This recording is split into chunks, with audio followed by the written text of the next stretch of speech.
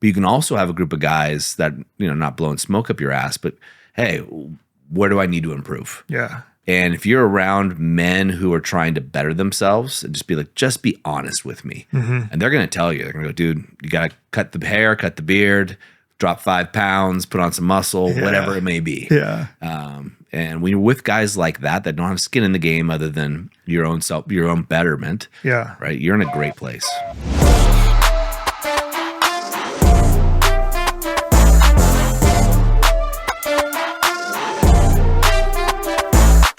Hey, what's up, guys? Have you ever wondered what you would trade on the open market? What is your sexual market value? And what I'm saying is, what is your level of basically buying power or purchasing power on the marketplace if you were to go out there, if you were to leave your wife? What is your SMV? Well, on today's episode, Coach Chris and I are going to talk about just that. What is sexual market value? What is SMV, as we call it? What does it actually mean? Why is it important to you, even if you're a married guy? And what can you do about it? Chris, thanks for being here, man. Yeah. Thanks, Doug. Yeah. So it was interesting. We were talking about this off air as the conversations tend to go. And we were talking about SMV. What does SMV mean to you? Really self-confidence and showing up for myself. That's the big part. And just when you could look in the mirror and you really appreciate who you see in that. Yeah. And that's such an interesting thing, because I remember thinking about this one time. Is a confident person could show up in a t-shirt and shorts and flip-flops to any place and people would notice them. They would be accepted, if you will. And that's the way a lot of people get by with it, rather than trying to buy the fancy clothes or, the brand new car or anything to show off. The root of all of this is confidence and grounded masculinity. Yeah, and I see so many times with guys, and I fall into the same problem, is that you get comfortable, you get busy in life, you forget about these small things to do for yourself, right? And there's so many things we need to do. And because of that, you kind of lose that. The wife doesn't quite look at you the same way, right? You don't have that attraction that you used to have, and you're so focused on everything else around you. And we need that confidence for ourselves, for our loved ones. I mean, it's so important to have. Yeah, I remember saying to myself that I was proud I was of wearing the same sweats I had since high school, the holes and everything. Like, nah, not sexy. Now, there's a time and place to be comfy and do those things, but if you're wearing the same tethered clothes, disheveled beard, as we were talking about earlier, you're not taking care of your hair, your hygiene, trimming your nails, these things that you did when you're first dating, right? You're out in the market. Then really you're providing your wife, your partner, with this lesser man almost. And the irony behind this is you're saying, hey, babe, here's the deal. You can't sleep with another man the rest of your life, but I'm going to let myself go. It's not the way that conversation goes. Yeah. And if you're like me, especially with clothing, for example, like I find a pair of jeans that are comfortable. I like how they look. I like how they feel.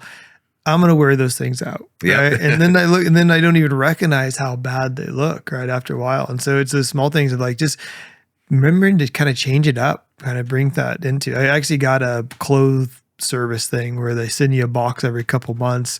Which one did you go with? I think it was Stitch Fix. Is that what it is? Stitch Fix? Yeah. There's a lot of guys that are using that. Yeah. No, great. They send me a box. I look through it. I find something I like, and then at least I've got a nice clean shirt or some that. And it's because I don't like to go shop, right? And so there's a lot of ways to kind of work around this stuff that we need to do. Like the hair, like your hair and your beard. It's so easy just to I'll just book that appointment when I need it, right? But it's a pain, right? And so it just makes sure it's on the schedule. Like I just. Now I go every 2 weeks because it's important to me to that feeling we get when we put that new pair of pants on, that feeling we get when our beard's done, like that confidence that comes with us. It's those little small wins that help us build that confidence up every day. I am totally the guy that will buy a pair of pants or a shirt going shopping without trying it on, take it home, it doesn't fit, and going crap, and just put it in a drawer. I like what's comfortable. I used to wear workout gear 24/7, hiking, whatever I was doing. Hey, let's go out to dinner. Cool. Throw on a t-shirt and, jeans are a newer thing. I grew up in Southern California, now living in Oregon. And I had the story, Chris, probably up until maybe my late 30s or so, that people who I don't need to care about clothes because I have so much value in me, right? Which is great to have that much really did have that much confidence and self-love, if you will, at that stage of my life. And it wasn't until I started buying nicer clothes just to try them on and realized that every time I put on a cool shirt that I really like a button-up shirt or something that looks stylish, if you will, how much better I felt. It was like, oh, wow, this gives me a little bump. I actually enjoy this, that I started noticing and paying more attention. Yeah, it's really about how we feel. What can we do, these small things to make us feel better? And so, yeah, appearance is a big part of that, but it's also more than that, right? Challenging ourselves, that feeling after you go to the gym and that self-care, right? It's about the feel. It is about the feel. So let's take it to that level, and then we'll talk about some I'm not calling them superficial, but you know what I mean? Things that aren't as internal. So again, any woman I talk to, the most attractive thing that they see in a man is confidence. Yep, 100% confidence. And if a man can be confident in that, they just seem to attract women like magnets, right? And so you have to find that confidence. And getting that confidence, I think a fundamental part of that is self-love, which sounds kind of woo-woo-ish or fluffy. I can imagine an older version of me thinking that. But really what you're saying is I approve of myself. I know myself. I accept my faults. I like the things that I'm working on, or I'm working on improving those faults. And I like me. I like spending time with me. I would buy me a beer. Yeah. You're willing to invest time and money into me. Yes, 100%. And so many men aren't willing to invest money in themselves, time into themselves, or any of those things. And yet they expect other people to invest time into them or potentially even money into them. So we've got that layer of, let's say a man's working on getting that layer of self-confidence. Well, first of all, how do we get there? Chris, I have no confidence. Life's beat me down. I have a sexless marriage. I'm unsure. Here I am in my 40s. I was sold this dream that if I put my head down, work my ass off, that everything would turn out okay. And I don't have a lot of friends. I've let myself go completely. Don't go to the gym. Where do I even start? You know, I love the program that we teach. The ARS, the Alpha, Rise, and Shine is where we start. We have to, because we have had these same habits that have been dragging us down for so long, we have to switch that mentality. We have to put those in. And I love that, the Alpha, Rise, and Shine, because it puts these small things in place every single day to help us build a little bit more confidence. And every guy that I talk to, that we start them on this track and they do it, even if they're not perfect, I say, how do you feel after you do it? And they say, I feel a lot better. And what they're really saying to me is, I feel more confident. Yes. Yeah. And if they start to respect themselves more, right? And you can't ask someone to respect you until you respect yourself. I was going to say the same thing. Starts with routines, the Alpha, Rise, and Shine. After that, the Alpha decompression is a huge one that I think a lot of people miss coming in there. And by doing just those things, right, I've seen men change their marriage from divorce to lots of intimacy in the bedroom just with that. And that would be great and all, but we want more, right? We're not here for just average, as we say. So what else? So I'm doing my Alpha, Rise, and Shine. I'm doing my Alpha decompression, which is basically your end of day, work day routine. What's my next step? I always love the challenging yourself, because as men, as we fall into these routines for years of showing up for everybody else, we kind of forget to challenge. And yeah, we'll do it in business. Like we'll take that job promotion, stuff like that. And that helps, right? Yeah. But what's a challenge for you deep down in your soul? And I gave this example to the guys the other day is that I was in Hawaii with the family. I hadn't been riding. I was definitely off season, you know, drinking some beer and having a good time. And in Maui, there's this volcano there, and there's a ride. I've always wanted to do it. And from the bottom to the top's 10,000 vertical feet. So it's a big one. Yeah. And I was like, you know what? I'm going to go rent a bike. I'm going to ride up that thing. And I knew that I was in no condition to do this thing, right? At all. But I was like, hell with it. I'll go. And I went for it. And I got to about 7,000 to 8,000 feet, and the body said, you're all done. Yeah. But it was a challenge. And I didn't shame myself because I didn't make the top. I was so proud and confident because I just went out there and tried it. Right? 100%, man. And that feeling, that challenge. And it doesn't matter if you're signing up for a 5K run or a Spartan, or it doesn't even have to be necessarily physical, right? It doesn't have to be a physical challenge. It could be something like that, like finish this book you started, or you want to learn something new in your life, then just go after that, you know? And even if you don't finish it, there's still some confidence is gained during it. Yeah, that's why so many guys take up martial arts that go through the program, jujitsu. I remember when I was doing jujitsu, just getting my ass handed to me. I mean, by guys a quarter of my size and just getting ruined, but feeling so good at the end because you're putting it all out there, right? You're doing something that's challenging you, you're not good at, and you're exerting your best effort. I think that's what it is for me. And kind of like your bike ride, what came up. When I played soccer competitively, or my version of competitively anyway, I remember the best games I had, we lost because I left everything on the field. And the worst games, even if we destroyed the other team, in fact, when we just tronched other teams, they weren't fun, right? Because you're just kind of cruising. You're not really exerting yourself. There's no challenge to your point. So you leave it all on you take some off the field. That whole analogy of leave it all on the field and nothing left behind. And the risk part is our SMV, our wives, women want to see as men we're challenging ourselves. Yes. Like it's really, really attractive to them to know that we're going to our limits. We're pushing our boundaries to the next step. That there's a sense of safety that they have with that. But David Data's got a book, The Way of a Superior Man. Oh. I read it 15 years ago or so. I've read it a couple times, but I haven't read it in a very long time. But one of the things he talks about in there, which I agree with, is your woman does not come first. If you put your woman first, right, she's not going to respect you. You need to put your passion and your purpose first.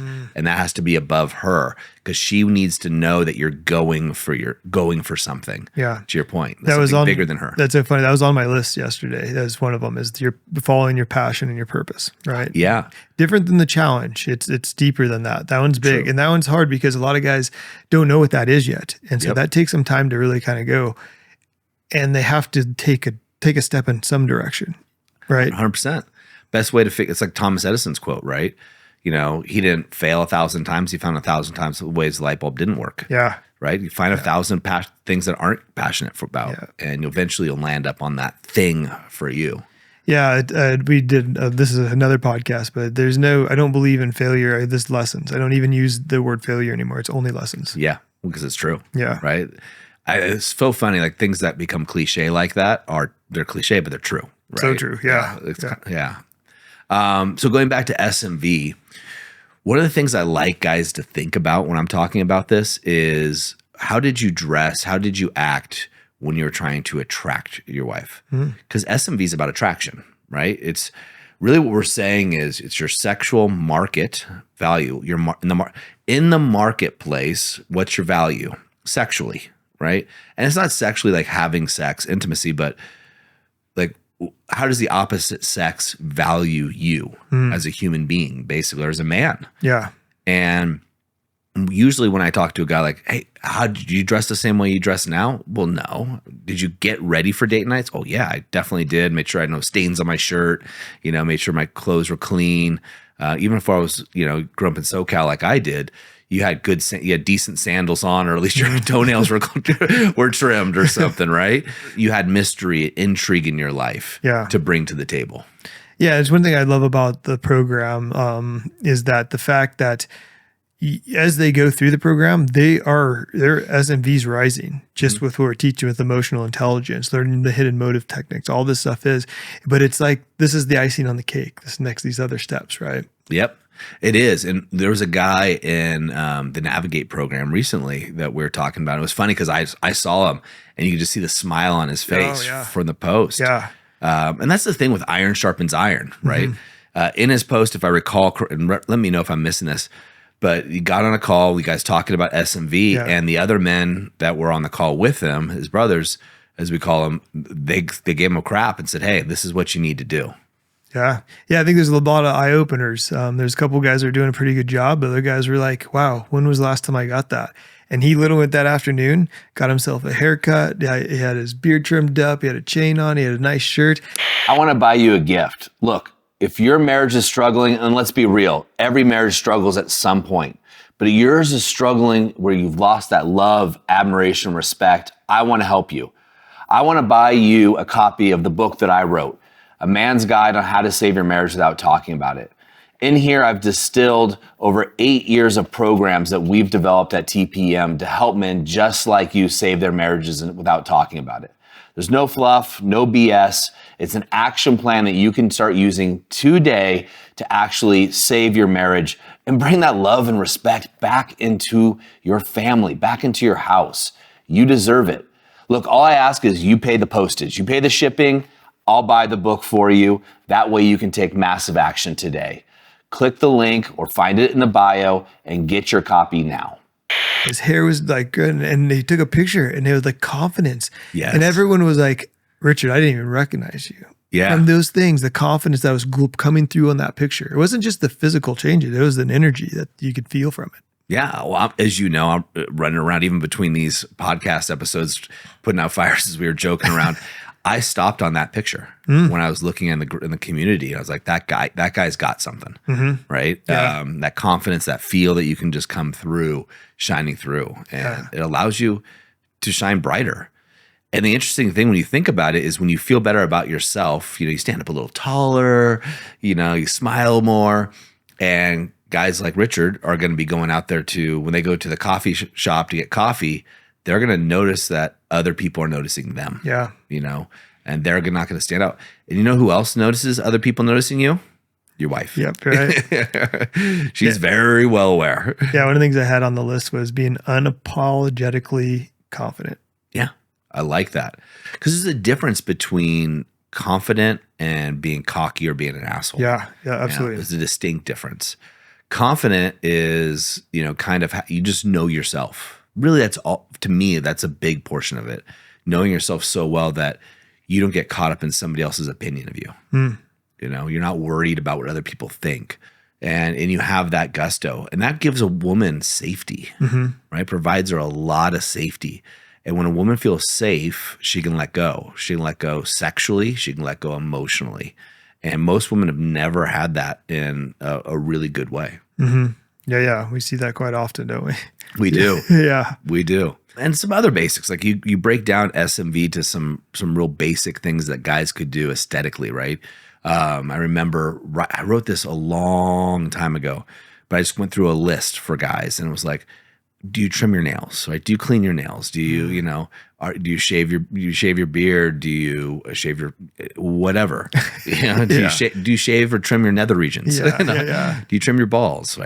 This is one I had to tell guys. Like, are you making sure you're wiping your butt? Yeah. Like, and making sure it's clean, right? The guy was saying, like, my wife said I don't wipe well enough. I'm like, well, dude, fix that. Let's start there. Do you smell okay? Or are you putting off a bad odor? And if you are, maybe you have some deodorant issues, but go see somebody. Yeah. What other skin conditions? There's some things that people can't affect, and that's not a worry at all. Some of the people that I know who are the most confident men have typical abnormalities that would stop the average guy, but they don't, because they're so confident in themselves that, they're too small, too fat, too tall, whatever. Everybody's got something that they notice when they look in the mirror, right? Yeah. But if you accept yourself with that, you'll be okay. Your clothes have stains on them, holes in your socks, all of those kinds of little things. And when I talked to a woman about this who was in this space, she said, Doug, what this really is do you have self-respect? Do you respect yourself enough? And that's what really, when you look at the appearance portion, because I was arguing with this particular woman, not arguing, but discussing. I said, look, I don't need to do all that stuff. Like, I'm a great guy. I'm smart. I was just going through all the work I've done. And she was like, I don't disagree. But someone's looking from the first appearance, and we know first appearances are big, or perception's reality. She's like, what I'm looking for is, do you respect yourself? I was like, ooh, that hit. I was like, that's a good one. Self-love and self-respect, right? It all goes back to those, like filling your cup. It does. So one of the things, Chris, I would like the guys to think about is on a scale of 1 to 10, right?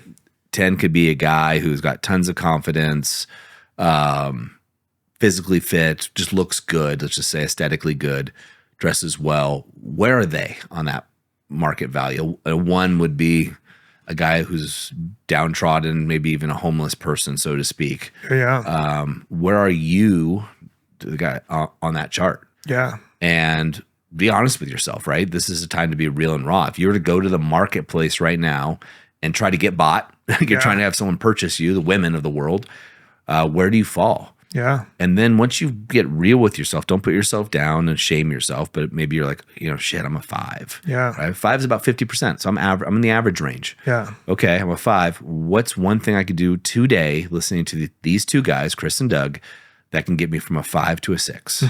What is that? And then start taking action. Get the Alpha Rise and Shine. If you're like, I don't know what that is, email into vip@thepowerfulman.com, guys. That's vip@thepowerfulman.com. Tell them you want some info on the Alpha Rise and Shine. They'll get it to you. Start working out, just exercising, doing something. And for some of you guys, that just means putting your shoes on, going for a walk. And that's cool. Yeah. Yeah. I actually put a little fitness challenge up yesterday for the guys. And I told the guys that this is not going to be crazy. Right. And the guys that you're working out and you're in great shape, good, use this as warm up. The guys that haven't been, it's just about doing something.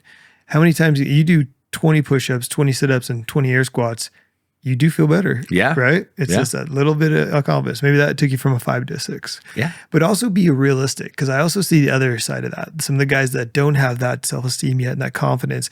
But sometimes we have men, we look in the mirror and we see it a little better than it actually really is. Most guys do. So we need to be really truthful of what we're actually looking at.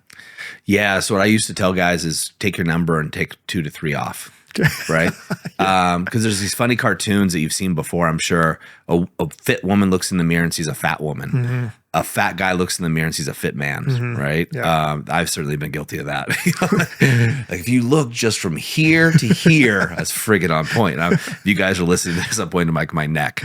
But yeah, it's just those things that we think about ourselves. We don't look at our blind spots going through. So it's a great place to start. Yeah. Just be truthful with yourself. And join a community of men, right? And you can ask them, like, hey, guys, what do you think? Yeah. There's another guy in the Brotherhood right now, and he's doing he got a designer, or he might be doing the same box clothing thing that you're on. And he's putting on his outfits every day to show, like, hey, here's this new look I have. And he's done 3 or 4 of them. And it's cool, man. It's like, and the guys are commenting on him and saying, hey, it's awesome. They're giving him direct feedback.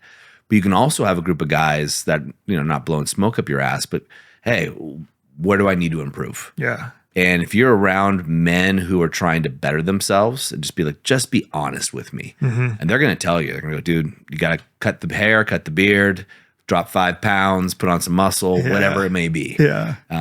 And when you're with guys like that don't have skin in the game other than your own betterment, right? You're in a great place.